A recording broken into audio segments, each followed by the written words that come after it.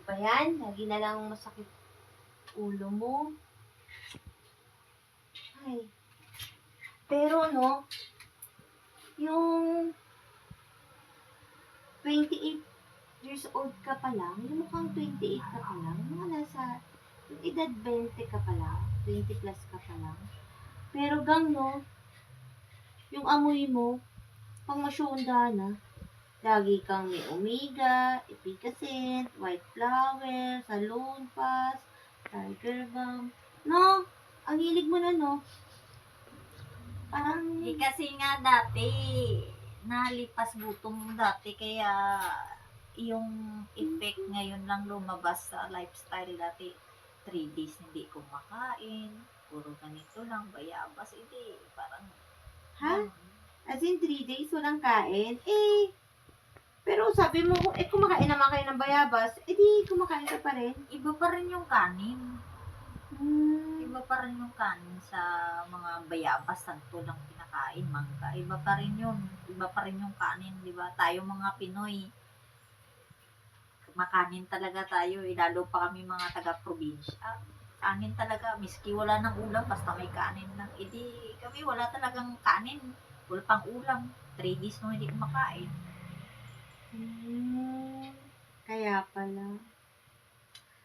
Di ba nga, nung isang beses, nagpunta tayong palengke, sabi mo, dati, ang tawag sa'yo, Pogi, Pogi, Pogi. Ngayon, no, isang beses tinawag ka na Manong. Gago.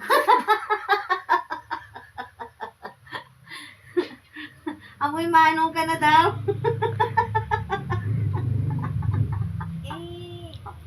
Lagi akong may mga may sa ilong, sa ulo, sa lumpas, yung massage gun, lahat. Oo nga.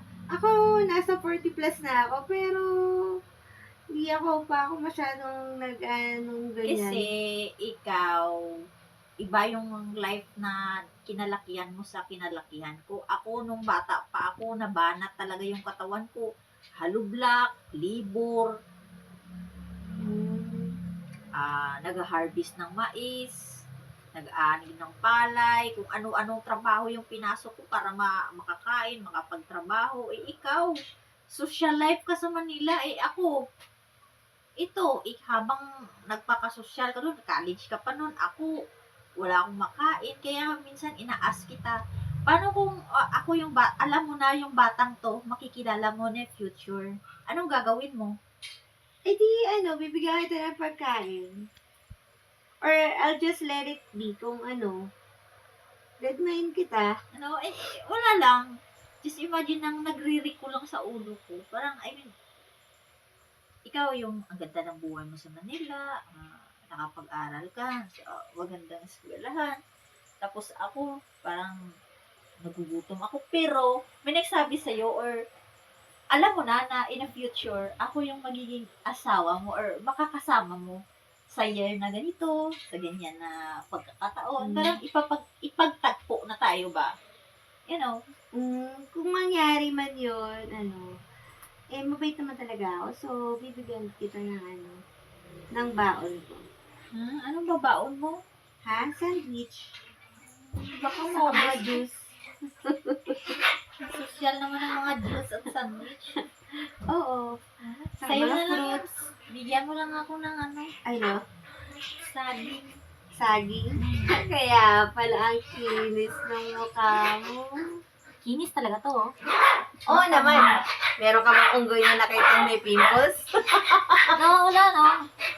Still, kahit mahirap kami, mukhang artistahin talaga yung mga mukha namin. Hindi. Oh. Kita mo? Manila pa to, ha. Dumalo pa sa Mindanao. Dumalo ba talaga? Wala sila. Sabi mo sa mga baby mo? Tahimik kayo! Nag-work ako! Sumagot pa. Yogo, stop! I'm working your daddy. Ano daw?